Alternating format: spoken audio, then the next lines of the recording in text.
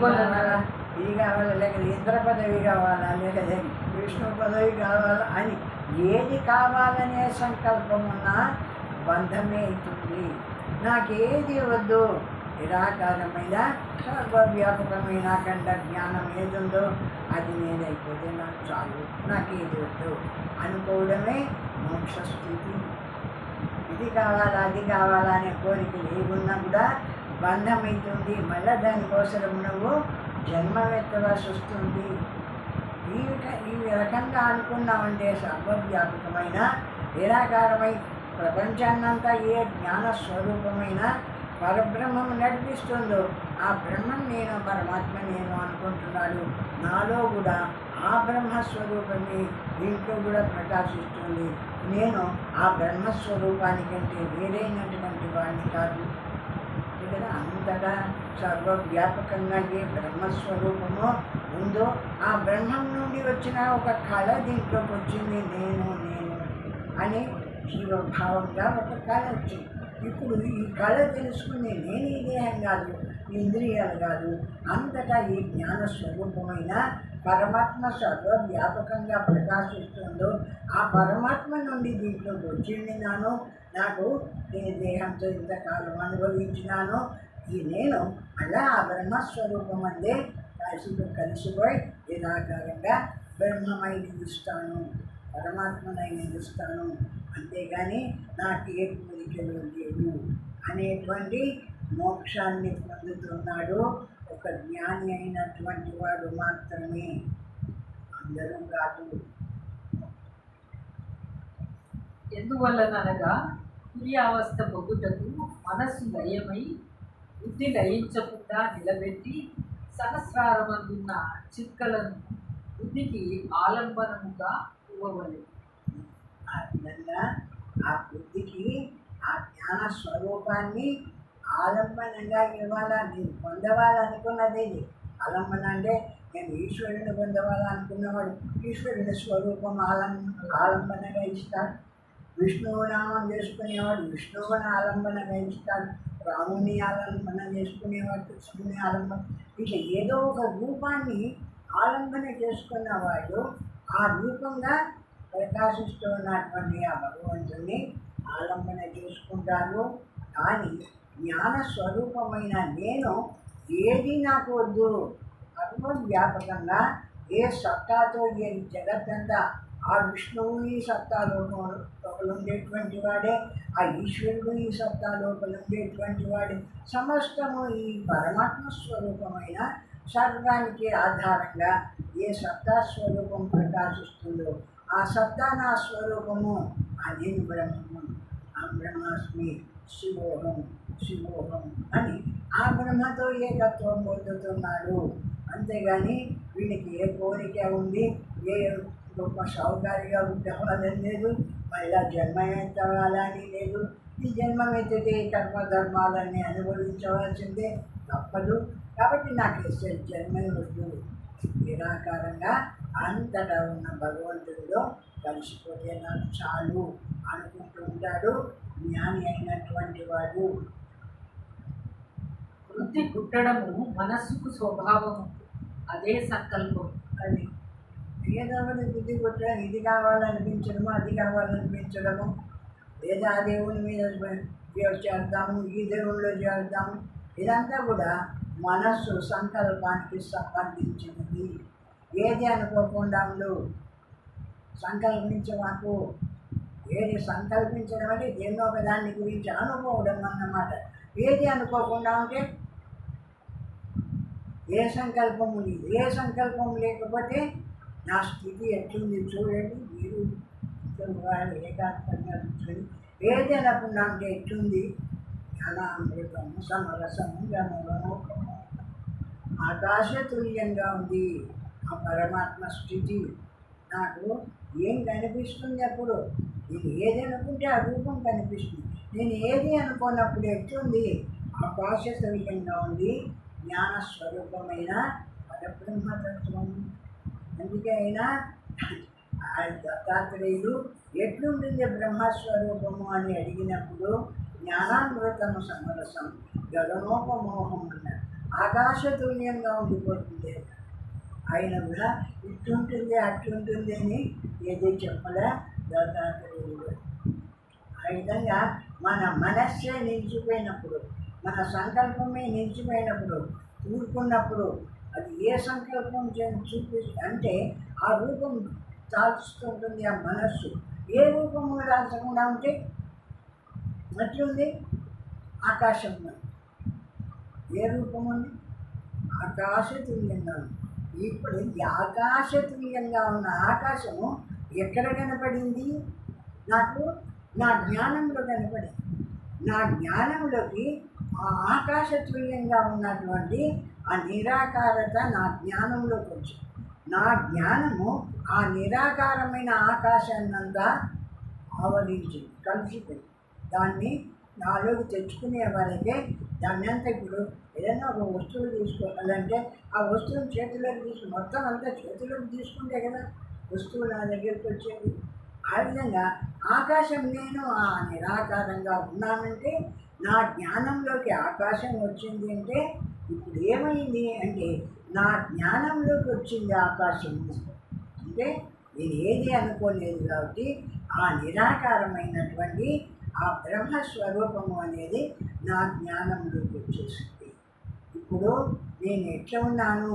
ఆకాశతుల్యంగా సర్వవ్యాపకంగా జ్ఞానమాత్రంగా ప్రకాశిస్తున్నాను. ఇది నా స్వరూపము, ఇది నేను బ్రహ్మము. అంతటి స్థితి కలుగుతుంది ఈ జ్ఞాని అయినటువంటి వాడికి. వీడు అంతటి స్థితిని పొందుతున్నాడు. నాకేదో ఈ రాజ్యాన్ని ఇచ్చి రాజుని చెయ్యని కానీ, నేను నాకు పెద్ద షావుకారిని చెయ్యని కానీ ఈ విధంగా కాదు.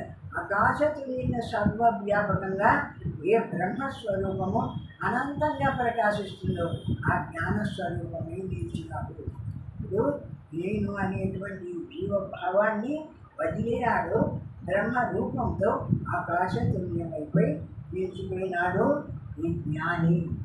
ఆ విధంగా విచారణ చేసి ఆ విధమైన స్థితిగా నిలిచి ఆ బ్రహ్మమందు నిలిచి బ్రహ్మమే తానైపోయినాడు. అఖండమై అనంతమై పూర్ణమై బ్రహ్మస్వరూపుడైపోయినాడు. ఇప్పుడు ఈ దేహంలో లేడు, దేహభావం లేదు. వీడికి అఖండమైన బ్రహ్మభావం ఏర్పడింది. అందుకు బ్రహ్మస్వరూపుడై నిలిచిపోయినాడు. వాళ్ళు ఇంకా అంత బ్రహ్మస్వరూపమై నిలిచిపోయినటువంటి వాడికి ఏ శరీరం వస్తుంది? ఆకాశతుల్యంగా ఆకాశమంత అయిన వాడికి ఏ శరీరం రాగలదు? ఏ శరీరము రాలేదు.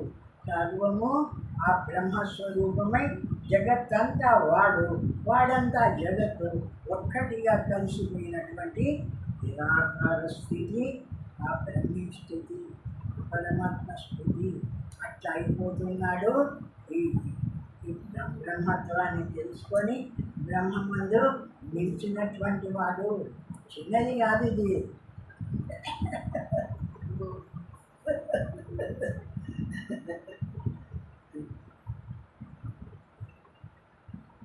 వృద్ధి రాహిత్యమే మనోనాశముగను బ్రహ్మాకార జ్ఞానము కావాలన్నప్పుడు సంకల్పమును తలచుకోవడం. వృత్తి రాహిత్యము. వృత్తి అంటే నేను ఇది చేయాలి, అది చేయాలి, అక్కడే పోవాలి, ఇక్కడే పోవాలా, నాకు ఈ విష్ణు రూపాన్ని పొందవాలా, నేను ఈ శివరూపాన్ని పొందవాలి. దీనికి ఏదో ఒక రూపం అనుకుంటూ ఉన్నటువంటి సంకల్పం ఏది ఉంటుందో ఆ సంకల్ప రూపమైన స్థితి పొందుతుంటుంది. కాబట్టి ఈ జ్ఞాని ఏం చేస్తున్నాడు? సంకల్పాన్ని వదిలేస్తున్నాడు. ఏది అనుకోవడం, ఏది అనుకోకుండా నిలబడితే ఎట్లున్నాడు? ఏదైనా అనుకుంటే వాడిలో ఆ వృత్తి, ఆ సంకల్పం బయటకు వచ్చి వాడు అనుకున్న రూపాన్ని మాత్రమే పొందుతూ ఉంటుంది. వీడు ఏది అనుకోకుండా మౌనంగా నిశ్శబ్దంగా నిలబడితే ఎట్లుంది? వీడి వృత్తి అఖండమై ఉంది, సర్వవ్యాపకమై. వీడి వృత్తిలోకి ఏ దేవుడు రాలే, ఏ దైవము రాలే, నాకు నేను ఈ షావుకారిగా పుట్టేవాళ్ళనుకోలే, ఏది రాలే, అన్నీ వదిలేసినాడు. మౌనంగా నిరాకారంగా నిశ్శబ్దంగా నిలిచిపోయాడు. ఎప్పుడా నిశ్శబ్దంగా నిరాకారంగా నిలిచిపోయినాడో ఆ నిలిచిపోయిన స్థితిలో వాడికి ఏ రూపము లేదు కాబట్టి వాడు ఎట్లున్నాడు అంటే అఖండాకారంగా సర్వవ్యాపకమైన బ్రహ్మం ఏదుందో బ్రహ్మ మాత్రంగా నిలిచిపోయినాడు. ఆ జ్ఞాని అయినటువంటి వాడు ఆ విధంగా తన స్వరూపాన్ని బ్రహ్మమాత్రంగా తీసేసినాడు. బ్రహ్మమై నిలిచినాడు. కానీ నాకు ఈ పదవి కావాలని కానీ నాకు ఈ డబ్బు కావాలని కానీ నేను ఈ దేవుణ్ణి పొందవాలా కానీ ఆ దేవుణ్ణి పొందవాలా అని కానీ ఏది అనుకోలేదు. సర్వవ్యాపకమైన అఖండ రూపమైన ఏ బ్రహ్మస్వరూపం ఉందో ఈ జగత్తునంతా ఆడిస్తుందో ఈ జగత్తునంతా నడుపుతుందో ఆ బ్రహ్మమై నిలిచినాడు. అటువంటి నిరాకారమైనటువంటి శుద్ధ బ్రహ్మమై నిలిచినాడు. ఈ జ్ఞాని అయినటువంటి వాడు అంతటి స్థితిని పొందుతూ ఉన్నాడు. వీడికి ఏదీ లేదు, మోక్షం కావాలని కూడా లేదు. సర్వవ్యాపకంగా ఏ జ్ఞానస్వరూపమైన పరమాత్మ ఉన్నాడు. పరమాత్మలో కలిసి దాంట్లోంచి కదా నేను బయటకు వచ్చినాను. నేను అనుకుంటూ ఈ నేను అనకుండా మళ్ళా దాంట్లో కలిసిపోతాను. నాకేదో నేను అనకుండా ఉంటే ఏది అనకుండా ఉంటే ఊరుకుంటే దాంట్లో కలిసిపోతాను. అది అంతమైన ఏ బ్రహ్మస్వరూపంలో ఆ బ్రహ్మం అయిపోతాడు. ఆ స్థితిలో ఉంటాడు జ్ఞాని అయినటువంటి వాడు అని చెప్తున్నాడు అక్కడ. బ్రహ్మాకార జ్ఞానము కావలేను అన్నప్పుడు సంకల్పమును తలచకూడదు. అది అప్పుడు బుద్ధి మాత్రం ఉండు. బ్రహ్మాకారం పొందవాలంటే సర్వవ్యాపకంగా ఖండంగా ఉండేటువంటి ఆ పరమాత్మ స్వరూపం ఉంది. ఆ బ్రహ్మస్వరూపాన్ని ఆ ఆకారం పొందవాలంటే మనస్సును ఎంచకూడదు. అది కావాలి ఇది కావాలంటున్న మనస్సు కోరికలతో ఉన్న మనస్సును వదిలేస్తాడు. బుద్ధి మాత్రము ప్రకాశిస్తుంది. అంటే తెలుసుకునే జ్ఞానము జ్ఞానస్వరూపమైన బుద్ధి వృత్తి కాబట్టి బుద్ధి మాత్రం ప్రకాశిస్తుంది. బ్రహ్మమాత్రంగా నిలబడతాడు. అంతా వదిలేస్తాడు. నాకు ఏది వద్దనుకుంటాడు. అఖండమై అనంతమై ఎప్పుడు వాడు ఏ సంకల్పము చేయలేదో ఎట్లున్నాడు వాడంటే ఆ అఖండాకారమైన ఏ బ్రహ్మముందో ఆ బ్రహ్మస్వరూపుడై నిలిచి ఉన్నాడు. వాడు ఒక ఒక వస్తువు, ఒక రూపాన్నో, ఒక లోకాన్నో, ఒక దైవాన్నో పొందవాలంటే ఆ దైవాకారమో ఆ రూపమో పొంది ఉంటాడు. వాడు ఏది వద్దనుకున్నాడు. శివోహం అనుకున్నాడు. అంతటా ఉంది బ్రహ్మం నేను అనుకున్నాడు. బ్రహ్మ మాత్రంగా నేర్చుకున్నాడు. ఇప్పుడు వాడు ఏది కోరడం లేదు కాబట్టి వాడికి మనస్సే లేదు. మనస్సే లేదు కాబట్టి ఎట్లుంది అంటే అఖండమైన జ్ఞానస్వరూపమైన పరమాత్మ ఒక్కటి ఎక్కడ ప్రకాశిస్తుంది. వాడి అనుభవంలో ఆ స్థితిలో అట్లా ఉండిపోతున్నాడు. జ్ఞాని అయినటువంటి వాడు వాడికి ఏ కోరికలు లేవు. అది కావాలి ఇది కావాలి అది సంపాదించవాలి ఏది వద్దనుకొని హాయిగా బ్రహ్మమాత్రంగా నిలిచినాడు. ఎంతకాలం ఉంటాడు అంతా ఆ బ్రహ్మస్వరూపంగా నిలబడి ఉంటాడు. వాడి శరీరం అందుకే జ్ఞానిని సేవించిన అంటే జ్ఞానిని అందుకు అంత ఫలితం ఎందుకు చెప్పినా అంటే దైవానికి కూడా చెప్పలే ఆ ఫలితం జ్ఞానికి చెప్పినారు. ఎందుకంటే వాళ్ళ దర్శనం కానీ వాళ్ళ స్పర్శ కానీ వాళ్ళ సేవ కానీ ఏదైనా అంత గొప్ప ఫలితాన్ని ఎక్కిస్తుంది అంటే వాళ్ళు ఒక దైవంగానే ఆశ్రయించిన వాళ్ళు కాదు. ఒక ఈశ్వరునో మగవాడు విష్ణువునో రామునో ఒక దైవాన్ని ఆశ్రయించలే. అఖండ బ్రహ్మమై నిలిచిన ఈ సృష్టికి అంతా ఏది ఆధారమై ఉందో జ్ఞానస్వరూపం సర్వవ్యాపకంగా ఉందో ఆ బ్రహ్మమై నిలిచినటువంటి వాడు ఆ స్థితిలో ఉండినటువంటి వాడు కాబట్టి ఆ జ్ఞాని ఆ బ్రహ్మాన్ని పొంది వాడికి వాడి దర్శనంతోనే అంత గొప్ప ఫలితాన్ని ప్రసాదించాడు. అంటే ఎవరికీ లేదు, భక్తులకు లేదు. అంటే భక్తులు అంటే వాళ్ళు ఏదో ఒక దైవాన్ని పట్టుకుంటారు.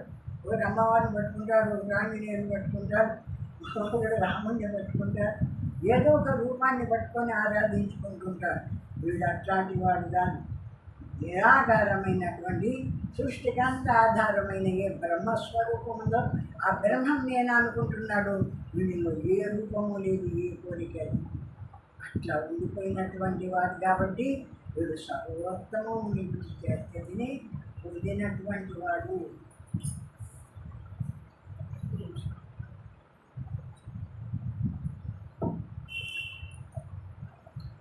అటువంటి స్థితిని పొందుతాడు జ్ఞాని అయినటువంటి వాడు. చిన్న పదం దొరకదు. ఈ భక్తులందరికీ జరిగేటువంటి చిన్న చిన్న పదాలు కాదు ఇక్కడ దొరికేది. అఖండ జ్ఞాన స్వరూపస్థి. అందుకు ఆ జ్ఞాని అంత శ్రేష్ఠుడు. మనోరహితమై బుద్ధియే బ్రహ్మాకారమగు కనుక ఏ సంకల్పమున్నను అది తనకు వ్యక్తమవుతుందని. అదే ఆ మనస్సు బుద్ధి ఏ సంకల్పం ఉంది అంటే అది కావాలనో ఏది కావాలనో కాకపోయినా ఈ విష్ణువుని ధ్యానిస్తామనో, ఆ శివుని ధ్యానిస్తామనో, అమ్మవారిని ధ్యానిస్తామనో, ఏమి ఆ అమ్మవారికి ఈ సంపద ఇస్తుందని, ఆయనకి ఇది ఇస్తాడని, ఈ విధంగా కోరికలతో ఆయా దేవతలను పూజ చేసుకుంటుంటారే, ఆయా దేవతలను అనుభవం చేసుకుంటుంటారే. అట్లాంటి వాడు కాదు ఈ జ్ఞాని.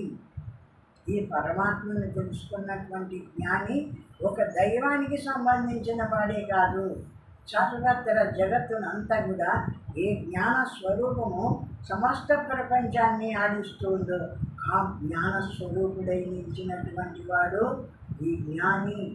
కాబట్టి వీడిలో ఏ కోరికలు లేవు.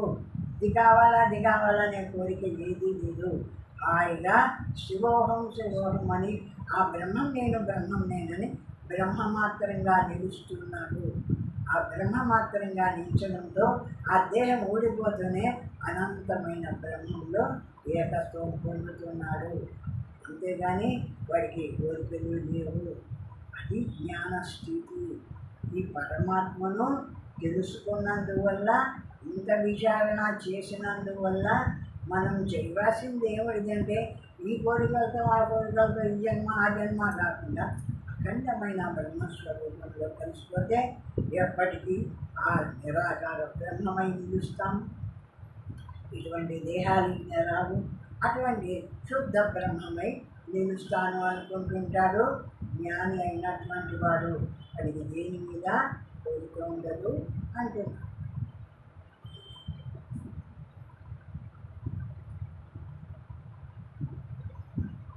నిత్యానిత్య వస్తు విచారాద నిత్య సంసార సుఖ దుఃఖ విషయ సమస్త క్షేత్ర మమత బంధ మోక్షయో మోక్ష. ఇట్లు బంధ స్వరూపమును చెప్పి మోక్ష స్వరూపమును చెప్పుచున్నారు. ఇక బంధాన్ని వదులుకోమని చెప్పినాం కదా. ఈ దేహభావం, నా ప్రపంచ భావం, నాకు ఈ ఆస్తులు కావాలని, నేను ఈ మంచి జన్మ రావాలని ఏదైనా కోరికే అదని వదులుకో. ఇంకా ఏం చేయాలైతే అంటే దాని గురించి చెప్తున్నాడు.